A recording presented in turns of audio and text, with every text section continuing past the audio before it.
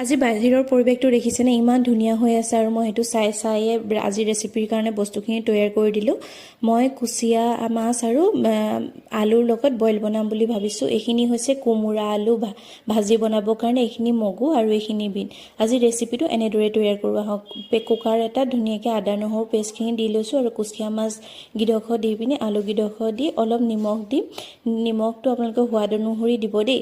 এইখন মিট মছলা দিছোঁ কাৰণ চেণ্টটো মাছৰ চেণ্টটো থাকিলে মানে খাই ভাল নালাগে, সেইকাৰণে মিট মছলাৰ চেণ্টটো পালে ভাল লাগে। আৰু তেল অকণমান দি দিছোঁ আৰু এইটো যোনটো আদা নহৰু পেষ্ট আছিলে সেইটো পেষ্টৰ বাতিটোৱে মানে 2 কাপ পানী দিছোঁ আৰু মই এইটো কুকাৰত এতিয়া উঠাই দিম। আৰু এইখিনি মগু মাহখিনি মই মিক্সিত মাৰি ল'ম। তাৰ লগে লগে মই এইখিনি তেল দিলোঁ, পিঁয়াজ দিলোঁ আৰু কোমোৰা আলু ভাজি বনাম বুলি কৈছিলোঁ যে এইখিনি দি দিলোঁ। তাৰ জোখত মানে আদা নহৰু পিঁয়াজ মিট মছলা জিৰা গুড়ি ধনিয়া গুড়ি দি ল'ব। মই ভিডিঅ'টো কৰা মানে ইমানেই হাতেদি কৰাৰ কাৰণে মানে ইমানেই জুম হৈ থাকিলে মানে মই চকুৱেদিহে চালোঁ মানে থালি মানে ৰেচিপিটো মোবাইলত কি ওলাইছে মই গমেই নাপালোঁ। এইফালে এইখিনি হৈ থাকোঁতে মই ইফালে পকৰীটো বনাই দিম। এতিয়া এয়া দেখিছেনে, ইয়াত লৰাই থাকোঁতে এইখিনি আকৌ কুচিয়াৰ জোলটো আৰু এইপিনে মই দিম এতিয়া পকৰী। মানে কেতিয়াবা ভিডিঅ' বনাম বুলি ভাবিলেও মানে হাতেদি বনাব লগা হয় আৰু আজি ইমানেই লৰালৰি হ'ল নহয়, মানে কি কৰোঁ কি নকৰোঁ তেনেকুৱা অৱস্থা হৈ গৈছিলে। এয়া আমাৰ দুজনৰ কাৰণে পকৰী হৈ যাব আৰু লগে লগে এইটো প্ৰেছাৰ হৈ গ'ল নহয়। আকৌ মই এখন কেৰাহী উঠাই পিনি বিনখিনি ভাজি ল'ম বুলি ভাবিছোঁ।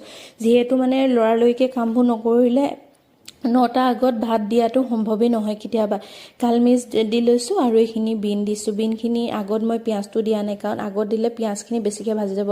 আৰু ভাততে দেখিলে নহয় মই সেই কলডিল দি দিছোঁ, 2টা সৰু সৰু পাহাৰীয়া কলডিল আনিছিলে যে। আৰু এইখিনি আকৌ মই পিঁয়াজখিনি দি দিছোঁ। পিঁয়াজখিনি দি পকৰী এইখিনি হৈ গ'ল। পকৰী কেৰাহীখনতে মই এতিয়া মগুখিনি ভাজি ল'ম।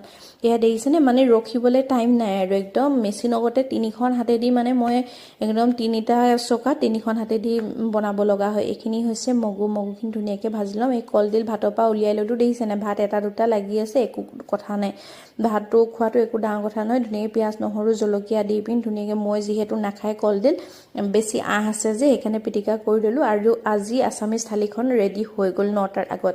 এয়া বিন ভাজি ল'লোঁ, এয়া আপোনাৰ মগুৰ চাটনি বনালোঁ, মগু পকৰী বনালোঁ, এয়া আপোনাৰ কি কয় কোমোৰা আলু জোল আৰু এয়া বইল আপোনাৰ কুচিয়া মাছ আৰু এইফালে মগু ভাজি লৈছোঁ আৰু পিঁয়াজ নহৰু জলকীয়া লৈ লৈছোঁ। এয়া হৈছে কলডিল ভাজি।